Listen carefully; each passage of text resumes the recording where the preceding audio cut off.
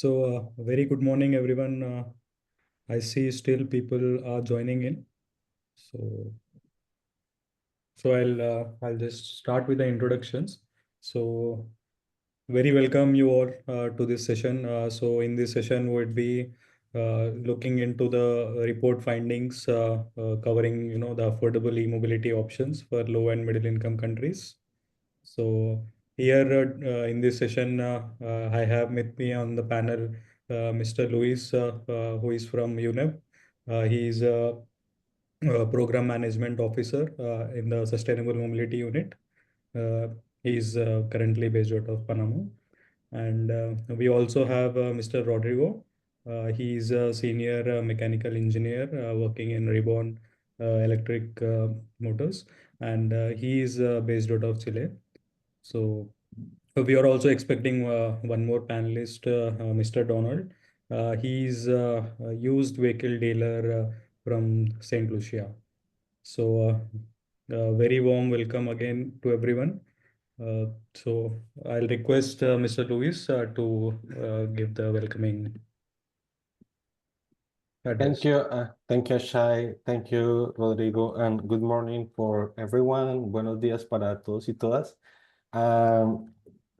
First, I would like to thank pManifold to organize this webinar session for presenting our study in affordable and e-mobility options for low and middle income countries, and especially to present the analysis on used electric vehicles imports and the retrofit from internal combustion engine vehicles to electric vehicles.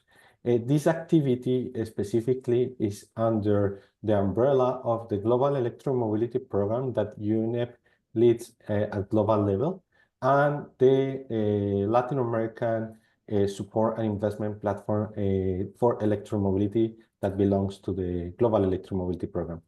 In the Global Electromobility Program, UNEP is supporting low and middle income countries to deploy sustainable electromobility programs in their countries and in their cities. And we have different mechanisms to provide this support. And one of them is the possibility for developing these studies that basically analyze those actions that electromobility implies at some point. And in this case, we are trying to analyze the two things, electromobility and used vehicles, and electromobility, and for sure retrofitting. In the Global Electromobility Program, we provide technical support to 50 countries, and this technical support also means to provide support on the development of institutional frameworks, electromobility strategies, but also developing technical studies that the one that we are going to present this, and pilots and demonstration projects.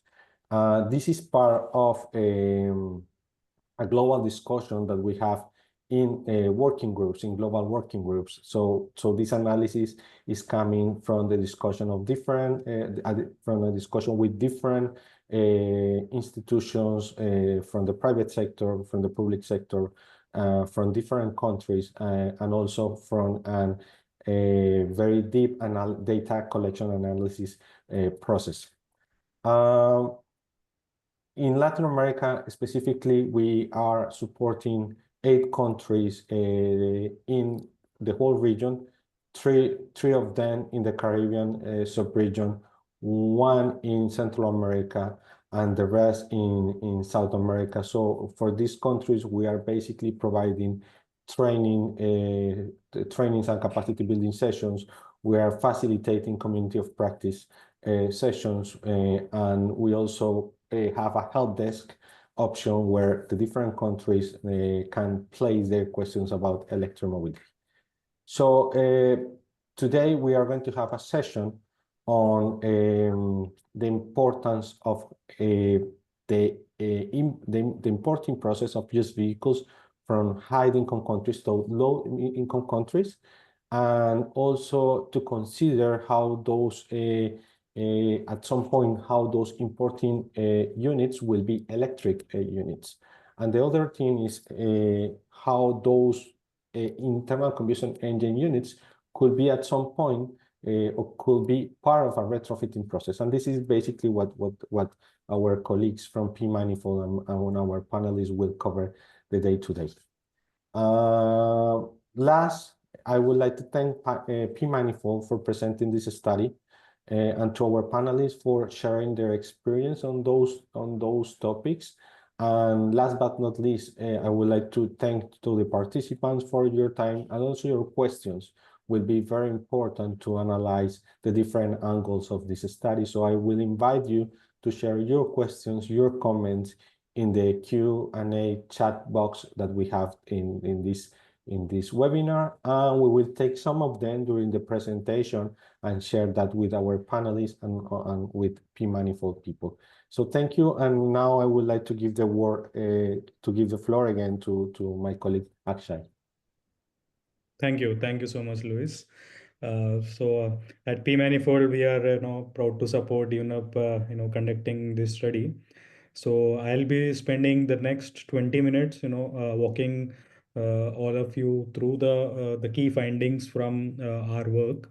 And during this time, I'll encourage everyone to put in your questions in the Q&A tab. We will be having a quick Q&A session after the presentation. We'll try to address most of your questions during this time. So yeah, so this is the study that we have done with UNEP. So we have looked into different low and middle income countries and assessed, how the used EVs and ICE to EV retrofitting can be affordable options to adopt more and more e-mobility in these regions. So to start with, this slide shows, the key importance of low and middle income countries and the vehicles and the emissions related to these vehicles coming uh, in the transportation sector. So on the left, you can see in 2020, there are about LMICs contribute to about 48% of emissions in the global transport. And the growth of vehicles in the LMS is expected to grow at a higher rate than the high income countries. The reasons behind being the increase in the population and also rising incomes and the power purchase parity in these LMICs. So I think this underscores an importance, how important it is to effectively manage the motorization in the LMICs to actually reduce the emissions in the future. So also one of the key characteristics that we have come across in the LMICs is the dependence on the import of used vehicles in most of these countries. So on the left, if you can see the if you see the new passenger sales that are happening globally, so LMICs are contributing to 15 to 17%. Whereas on the right, the chart which is showing the used passenger car sales globally. So LMSs are contributing to 80%. So this shows a difference in the dynamics or the adoption of vehicles within the LMSs, where most of the vehicles are used which are imported from the high income countries. So when we look at the global effort towards reducing the emissions from the transportations, so e-mobility has picking up in a very rapid phase, and most of this contribution is in the developed economies where the China, Europe, and the United States contribute to the majority of the e-mobility adoption, whereas if we look at the other parts of the world, even through LMSs, the adoption is still low at about 1%. So we have looked into like what are the challenges the LMSs face in terms of adopting e-mobility.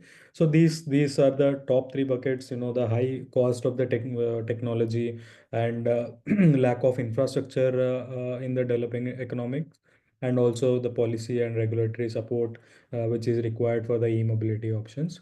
So looking at these challenges and looking at the growing phase of the e-mobility adoption in major economies. So I think the import of used EV or the ICE vehicles which are at the phase of scrapping can be retrofitted into EVs and help LMICs adopt the e-mobility solutions and grow the e-mobility within all the LMICs. So if we look at the used EV, uh, since the the adoption is increasing in the major developed economies, and it is expected that more and more EVs are going to retire or retire and maybe going to other countries for the extended life.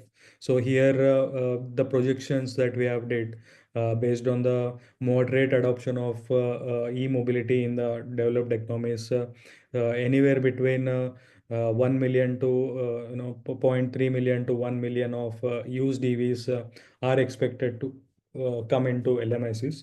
So this gives an opportunity for LMSs to rightly adopt the e-mobility. So other aspect is the ICE to EV retrofitting, the internal combustion engine to EVs. So there are already a lot of companies working in this space across different vehicle segments, and through because of some stringent regulations and phasing out of ICE in most of the developed nations.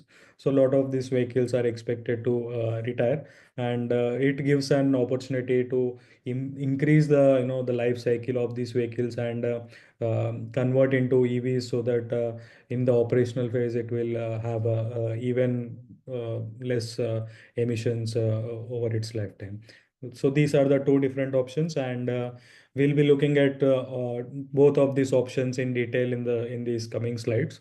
So when we talk about the used EVs, so firstly we'll look at the overall used car that are being traded globally.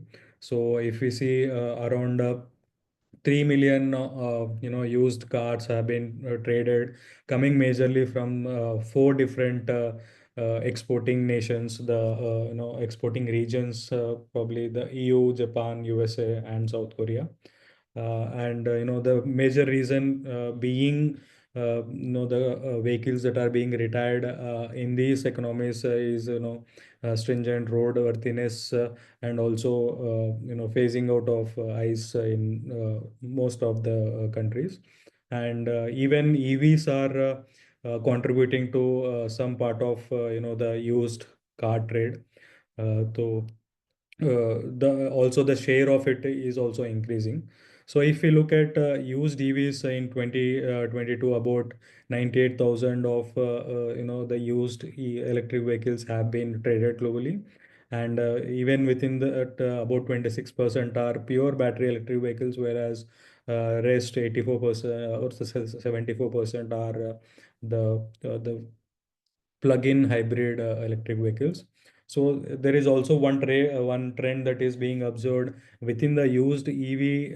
The trading is the battery electric share is continuously increasing. So the 6% of this share in 2017 has risen to 26% by 2022. So we see a lot more used BEVs that are expected to trade globally, and this provides opportunity for LMICs.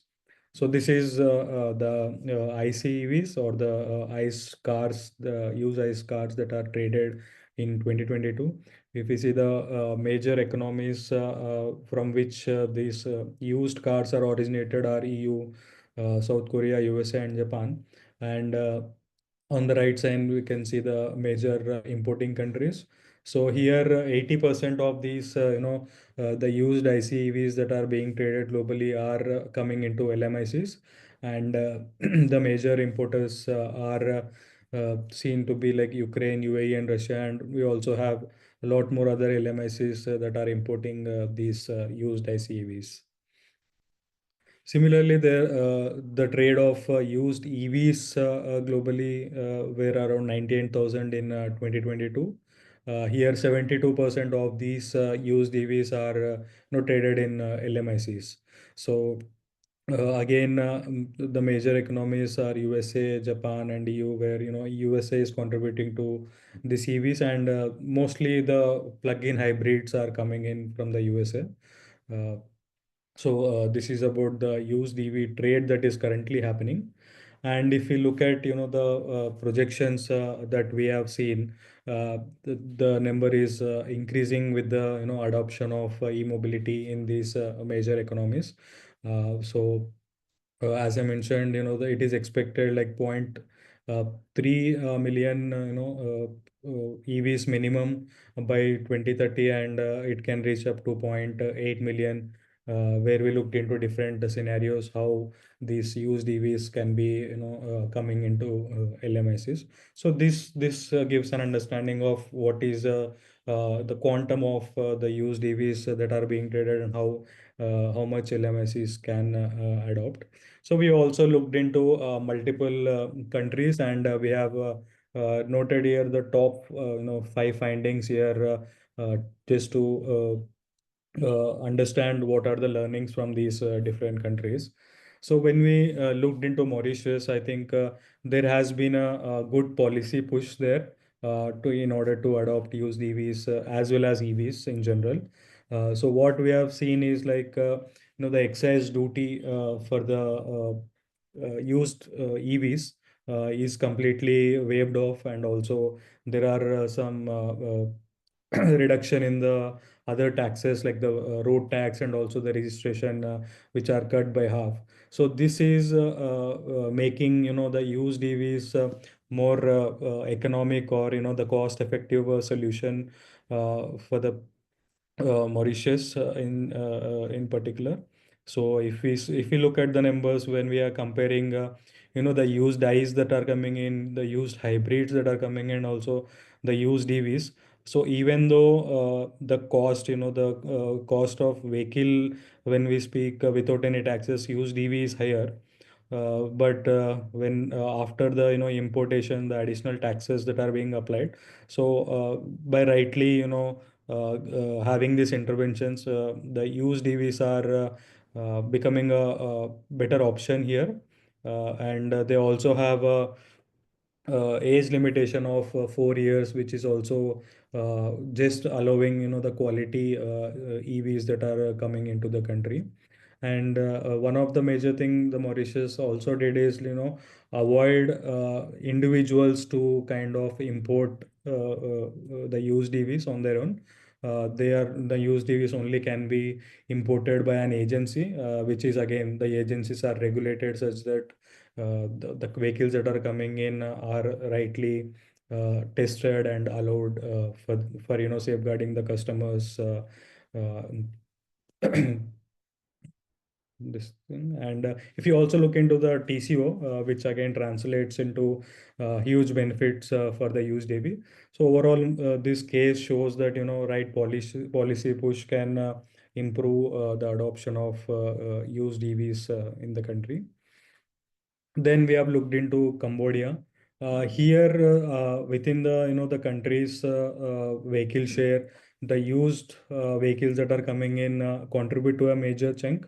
But however, BEVs or the battery electric vehicles in the the vehicle mix is low. When we look into the reasons for it, we have seen that very old vehicles are also coming into Cambodia, and which is creating some problems. And the TCO, when we compared for a vehicle that is coming in at the fifth year of its life, so we see the battery replacement is required. And with these battery replacement, the used EV is costing as much as the new BEV that is coming in. So here we have observed that although the used BEVs are coming, there has to be some regulations around what is the age that should be kind of allowed into the country to have a good life after importing into the LMICs. Then we have also looked into Mongolia. So here also there are some good interventions around reduction in the taxes. But however, the taxes are applicable to both the hybrid and also the battery electric vehicle. So here, because of that, even though hybrids are not really having a benefit of lower emissions, but they are still getting an advantage, and they are costing much lower than the battery electric vehicles, which is you know uh, kind of hampering the growth of used BEVs in the country. So this kind of underscores the country to have a the clear bifurcation or the division of the different vehicle segments, vehicle powertrains like the hybrid and the pure battery electric vehicles, and our right policies to push the most effective ones to kind of reduce the emissions. So I think this was the one of the recommendation that we have came up for the when we look into the Mongolia case. Similarly, when we look at the Kenya, so Kenya already has some regulations in place where there are directives to avoid the vehicles which having a lesser state of health of a batteries which is less than 80%, and there is also a ban on vehicles that are more than 8 years old. So this has created the quality check of the used EVs that are coming in into the country, and ensuring that only the vehicles with the higher life are entering the country. I think this is a positive move to kind of adopt the used EVs. Then we also looked into Ukraine. So there was a, increase in the adoption of EVs in the Ukraine, and when we looked into it, so major chunk of it is coming from the used EVs that are imported into the country. The major reason was the skilled technicians within the country were able to kind of even replace the battery and offer. The after market, after importing the running condition, they were able to give the maintenance and supporting the operations. I think this also underscores like one of the important thing is to have a good skill set and the technical knowledge to adopt EVs within the country. So these are the top kind of 5 case studies that we have uh, covered detailedly in our report. So through these case studies and studying and talking with stakeholders within these two in the used EV ecosystem, so we have came upon the key gaps across the value chain of these used EVs. So the first being some of the gaps in the import side, where the quality check of used EVs needs to be improved in the LMICs, having a better health assessment. There is a requirement of a pre-shipment inspection for the used EVs to ensure the quality of EVs that are coming in. And in the second stage, when we look in the resources that are required, so repairability of EVs is one of the challenge, and skilled workforce or the technicians are required to kind of adopt the used EVs, and also requirement of spare parts and others that are required. So these are the challenges that we have came across, and we have also looked into what are the solutions that are required for improving the adoption of used EVs. So I'll just quickly walk through, but you can again go through in the report like what are the recommendations, how they are relevant. So the other part of the affordable option was the ICE to EV retrofitting. Uh, this involves replacing of the existing internal combustion engine to the EVs. So this gives some advantages for some of the segments in adopting the e-mobility solutions. So if we look the major advantage was in the livelihood segments like the two, three wheelers and also light commercial vehicles. So here also we have looked into multiple solutions that are offered by different companies. So this is one of the example from Rwanda, where REM is one of the company providing the two-wheeler retrofit option, which has been a very affordable option within the users of two-wheelers, be it the commercial or the passenger segments. So EV, the E two-wheeler driver could, also save higher, if we see here in case of an E-motor driver. So with the ICE, the savings were about 2.5 USD per day, whereas, the savings are doubled when they are using the electric two-wheeler. So this, even with the less investment through the retrofit EV, with these savings, they were able to achieve a payback of 6 months. So we have seen a similar kind of case studies across different countries. So we have also seen a three-wheeler case that was in India, where a similar, the savings for the user of three-wheeler is being, you know, converting into lower payback period of just 7 months for the three-wheelers. So this is one of the solution. And we also seen into low the commercial vehicles, light commercial vehicles. This is also an example from India, where the TCO is much favorable for the retrofit EVs. So with these, along with these three case studies or the three solutions, we have also looked into some of the others where in the niche, the safari vehicles of Tanzania. So eMotion has done some retrofits in there, and they were able to achieve a lower operational cost. The vehicles being operated very far from the the urban or the city regions.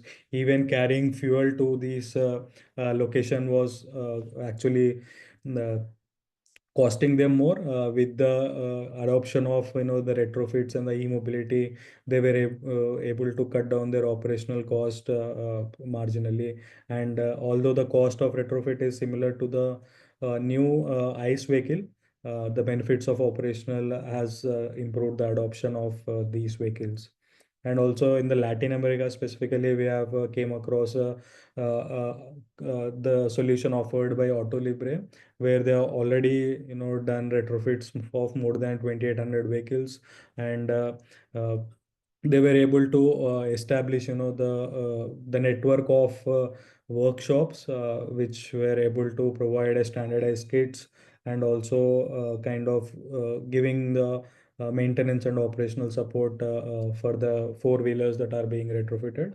And there was also one pilot case on the bus retrofit in the Kenya, uh, where the diesel bus was converted into electric, but the costs involved in it were much higher, and it was just a pilot. And we also looked into other Latin American case study.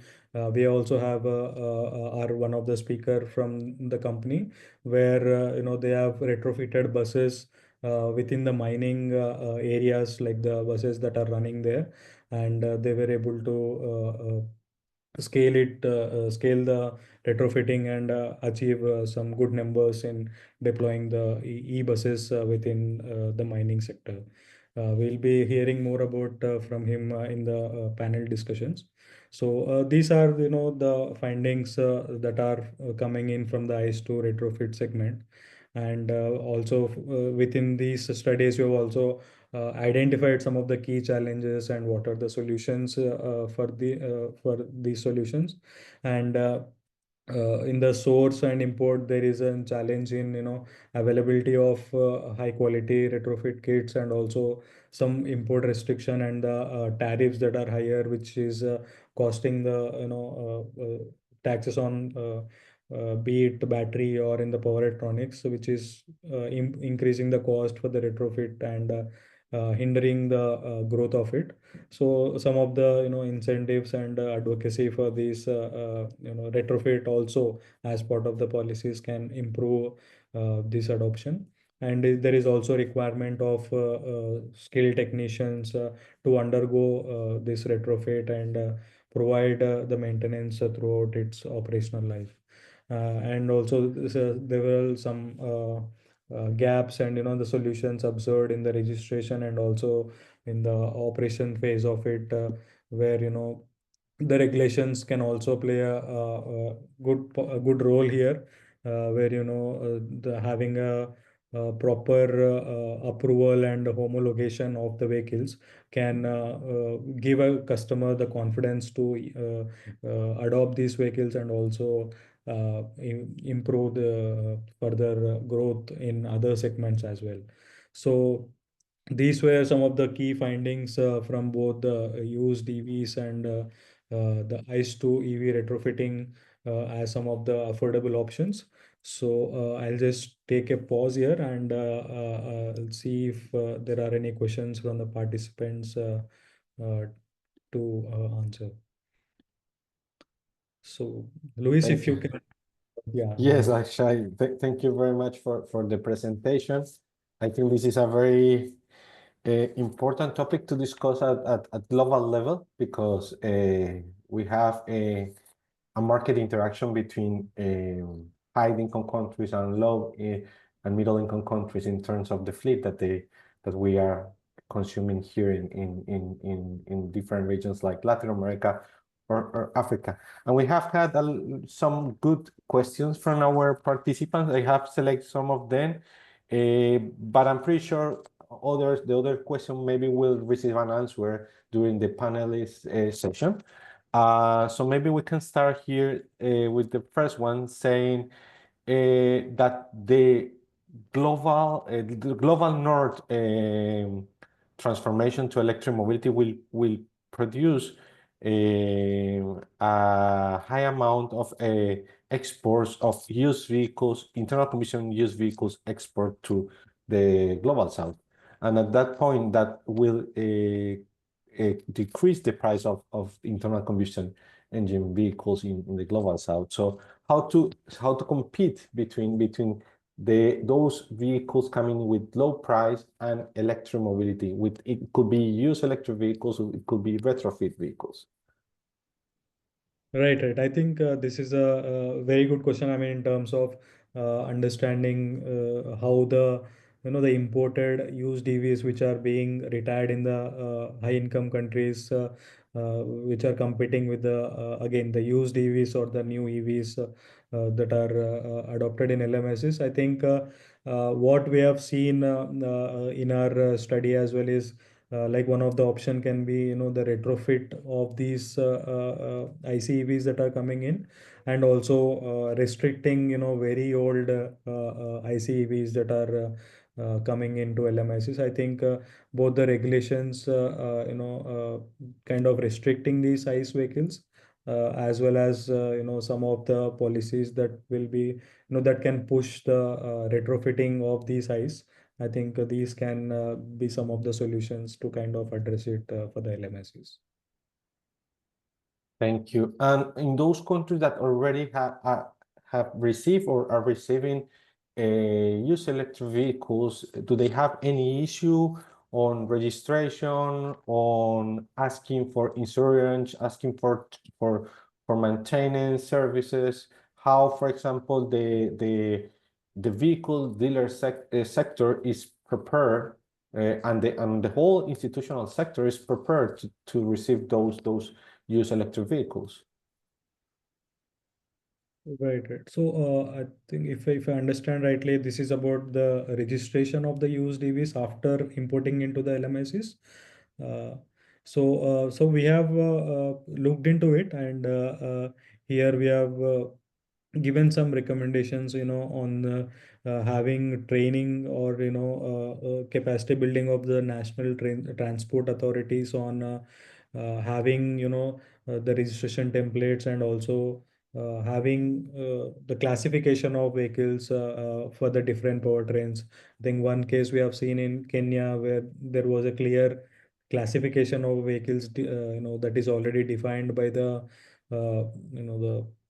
Kenyan Road Transport Authority, which has I think which has helped in focusing specific vehicle segments, and also having the pre-inspection of the used EVs, and having the certificate which shows that the the EVs that are coming in are of good quality, with the SOH being good enough for extending the life of these vehicles. I think ensuring these both, like within the the importing country having a right registration template and classification, and also ensuring through the pre-inspection of the vehicles that are coming in, having a right SOH and a right age of the vehicles. I think these can address these problems.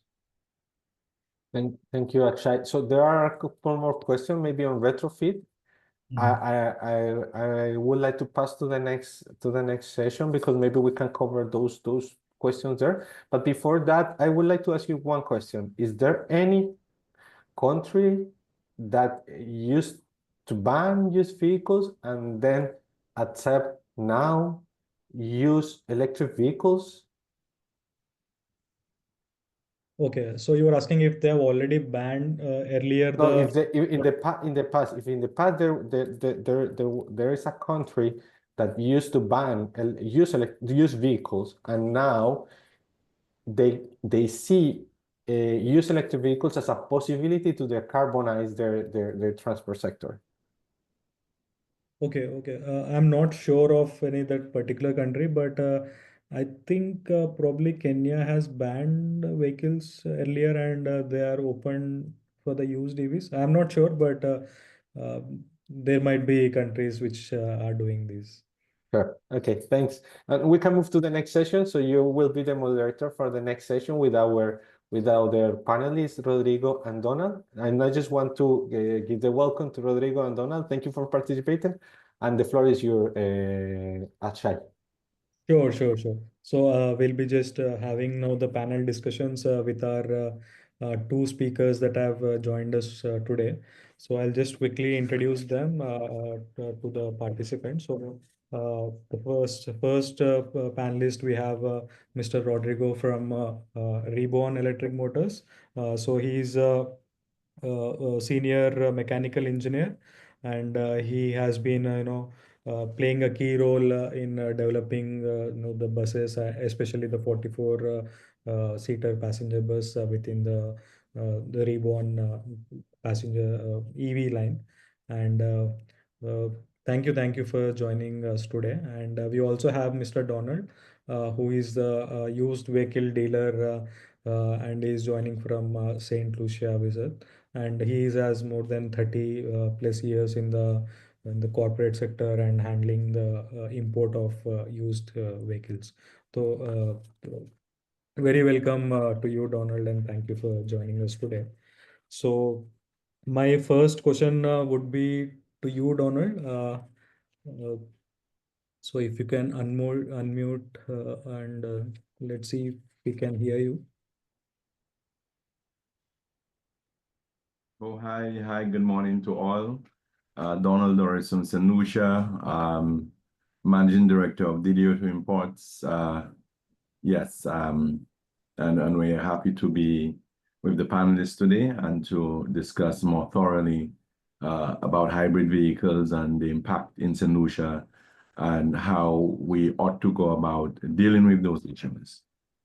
So, as an importer, yes. Yeah, so Yeah. Donald, my first question to you is, in the lines that you are just starting to talk about, are you already seeing some of the, used EVs that are coming into the market? I mean, from your experience, and do you see any particular policies, or the regulations, or a kind of mindset from the users in the Saint Lucia, which are driving, these imports? If you can shed some light on that. Oh, sure. Yeah. From what we have seen, from a consumer perspective, a lot of customers are now migrating from ICE engines to EVs. And the biggest shift that we have seen thus far is the savings. And because of the implementation of policies for Saint Lucia, meaning when we import certain vehicles, the vehicles need to be at a certain standard, quality in terms of workmanship, quality in terms of the body, etc. We see a lot of customers migrating more towards the hybrid and electric vehicles. I mean, although we are not 100% ready for the electric vehicles because we need to put proper infrastructure in place to allow clients to migrate to the electric. But so far, we've seen a strong move or vibrant move to the hybrid vehicles. Great. I think it's also we have seen in our statistics there are there are a lot of the plug-in hybrids that are coming in within the the segment of EVs. So I think that is very good to know that the penetration of hybrids is increasing and there is increased interest from the users as well.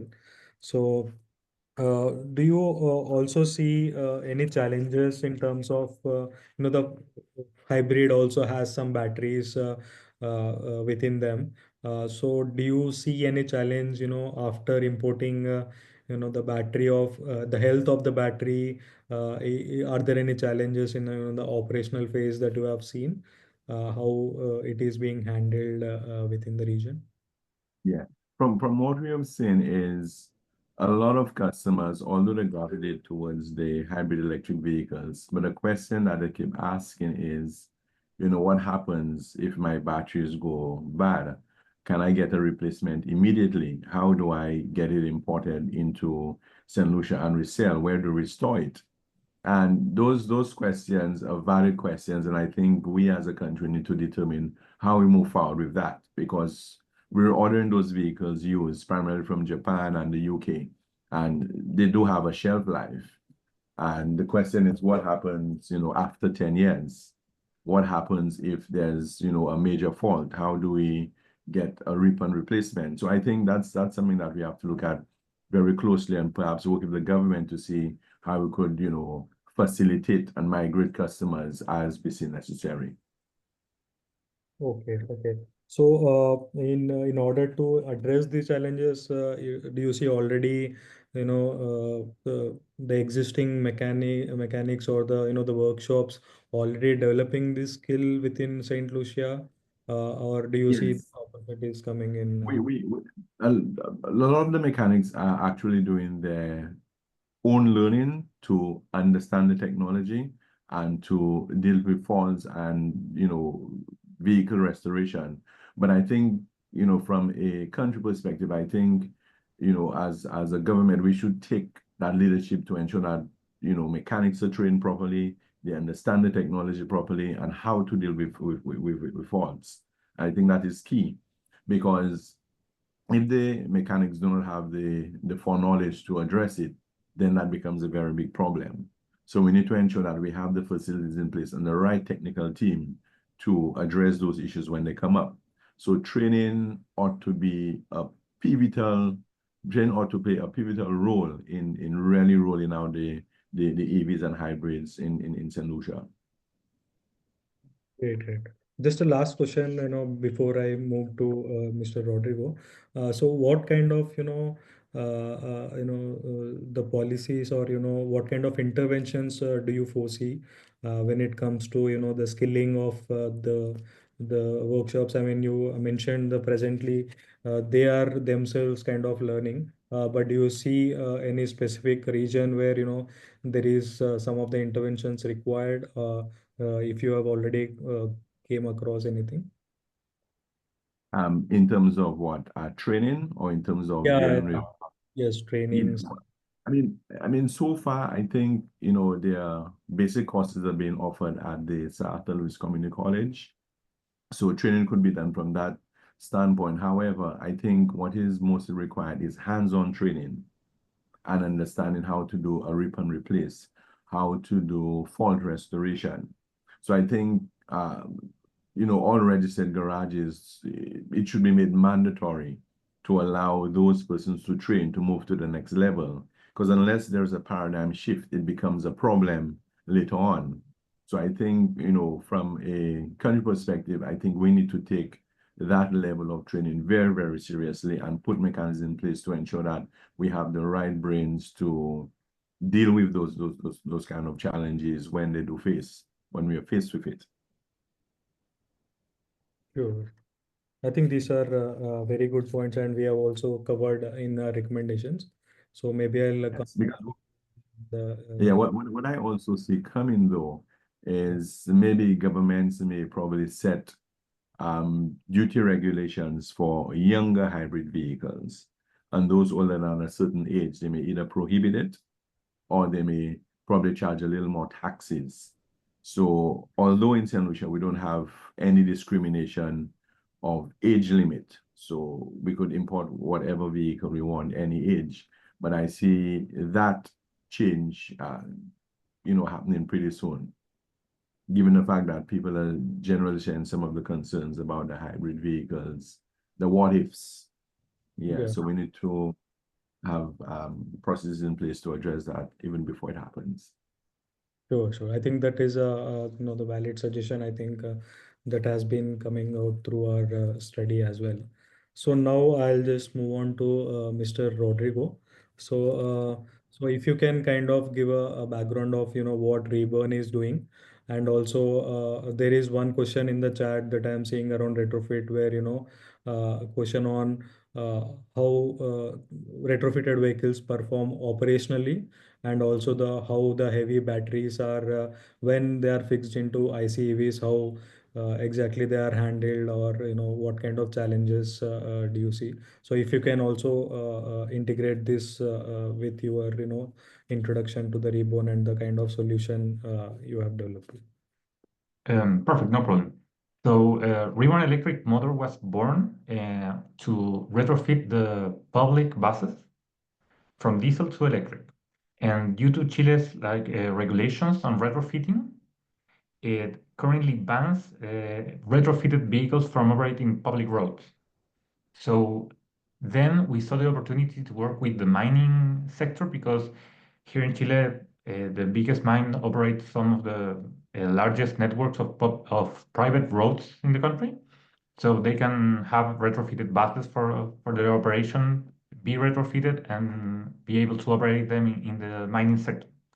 So we were founded in 2016, and we now have delivered the biggest electric vehicle fleet for a mine in the world to Codelco El Tenientes in 2022. And then they are being currently operating around 120 buses to the operation without some major issues. And to address the question you asked, that the weight of the batteries and all the components, it depends on the extent of the retrofit, because when we do the retrofit and we do the engineering of the retrofit, we take in account the requirements of the client in terms of how many passengers do they need to transport, how rough the terrain is, and because in the mining sector, the corrosion between water, salts, El Teniente is 3,000 feet above sea level. So there is snow, there is water, there is salt, there is sulfuric acid. We have to take in account everything. And with that, we change I think, the disposition of batteries, the quantity, the quality, and the power of the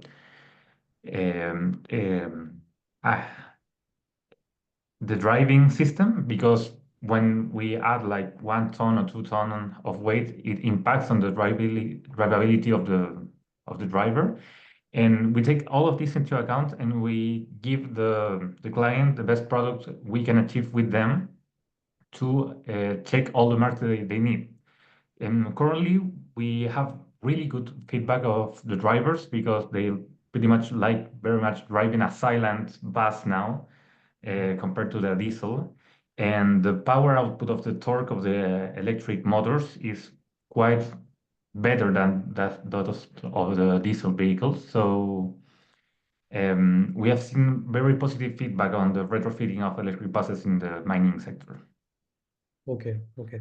So when you mentioned, sizing it to the user requirement, when we are retrofitting from ICE to EVs, choosing of right motor capacity and also the right battery.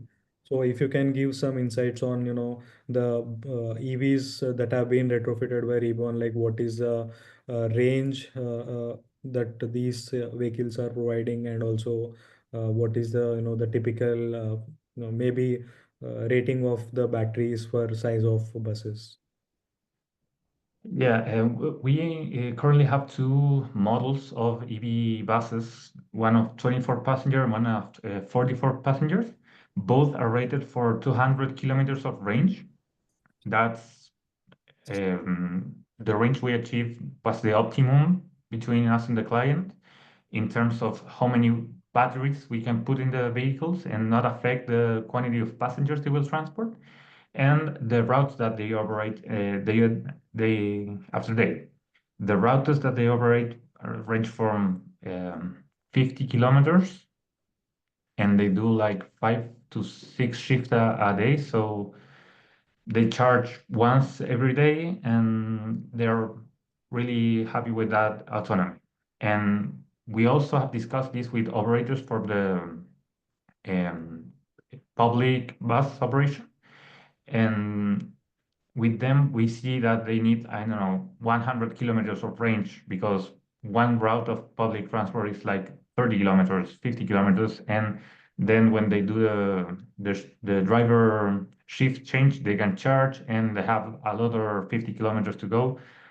So we can adapt very well to the customer needs in this case. Great, great. I think even through the retrofit, if I understand, the even the passenger capacity without deviating from it, the retrofit can kind of give a reasonable range of 200 to 200, and it is sufficient for driving the vehicle maybe in 2 shifts. I think that is good to know. And also, I mean, the next question would be around the supply chain for the retrofitting kits, or the components that are required. So what is the current approach of Reborn, and if there are any kind of plans to also scale this retrofitting solution to other segments of vehicles, be it like three-wheelers or the four-wheelers that are plying in the region. Yeah, so just to compare some of the cost, we are seeing now that the retrofitted buses are the same price as a new diesel bus and like 40 to 50% more expensive than a new electric bus. That's kind of changed between countries because, well, in Chile we have a really open economy, so we are able to source like really high quality components from everywhere in the world and incorporate them into our buses. That kind of give us in Chile a very competitive advantage in the region because we can export some of these retrofitted buses or new electric buses using components from all around the world and incorporating them here in Chile. We see that now there is a new law that is going to be approved in Chile that will allow us to sell retrofitted buses and to operate in the public road network. So we see that now there will be, because there is a lot of interest in small operators in small towns that have fleets of dozens, of not hundreds of old diesel buses. They're really interested in having this retrofitted to be able to operate them in the day-to-day operations. So we see there's a lot of interest, and there are also another companies that have a fleet of small trucks for like moving containers in patios and smaller vehicles that also want them to have them retrofitted. Sure, sure. I think one point that you have mentioned would be my next question to you around, the regulations. I think you have mentioned that there are already some regulations that will be coming in. So what do you see? What kind of regulations would be these, and how it would be, impacting your operations, both, kind of giving, the customer a confidence on the kits that you are providing, and also on the costing for you, like how do you see, and what kind of regulations do you expect? We see that the regulation that is being discussed is quite well planned, because it will certify some workshops and plans to make a retrofit and to be able to sell them to the public. So customers and the public in general will see that the plants that are retrofitting these vehicles are certified in a way that they put in safe and quality components in the vehicles, and letting them pass through the revisions of every other new vehicle, and have some kind of assurance that there is a standard between every retrofitted vehicle that they are selling. Okay. So do you also have, the workshops that are already certified by you, who are taking, the maintenance and other aspects of it, or the Reborn themselves, yourselves are offering this maintenance of the retrofitted vehicles?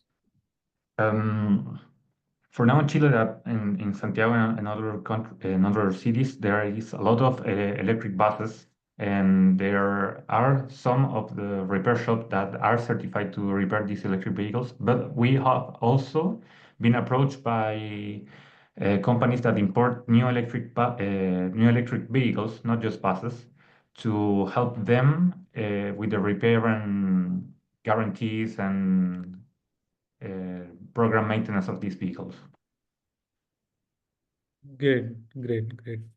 So I think I'll just have one more question to Mr. Donald.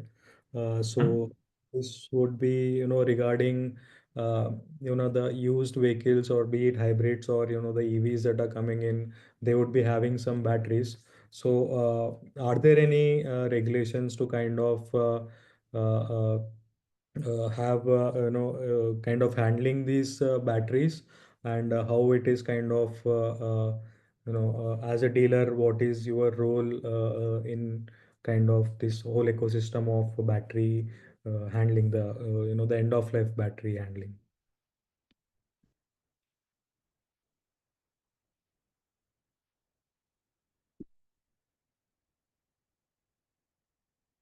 Donald, can you hear us? If you are trying to talk, I think you are on mute.